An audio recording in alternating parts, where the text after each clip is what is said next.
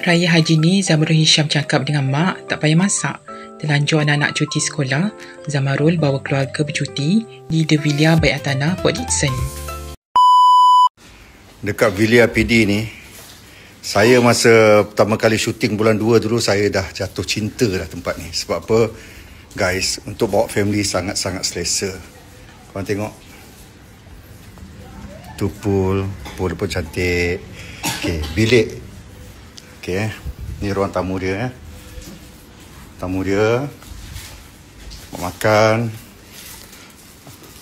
Okay. Bilik dia sangat-sangat selesa dan besar. Ini master. Dia ada 3 bilik. Dan bilik air dia bersih, selesa.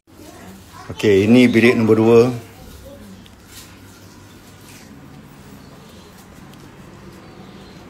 Single bed. Okay, dia super single. Tempat makeup. Bilik air sini pun besar.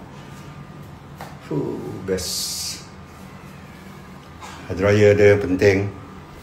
Dan yang paling best, setiap bilik ada sejadah. Sejadah setiap bilik memang didekor macam ni ya. Okay.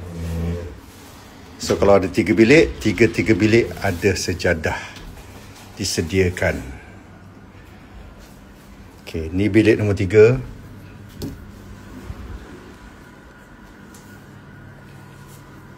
Sama juga, single. Okay, Hari Raya Adha ni, saya cakap dengan mak saya. Saya kata, mak, tak payahlah masak-masak, alang-alang cuti sekolah ni kan. So, jomlah kita pergi cuti. So, lepas pengalaman saya bulan 2, kat sinilah saya kena attack jantung.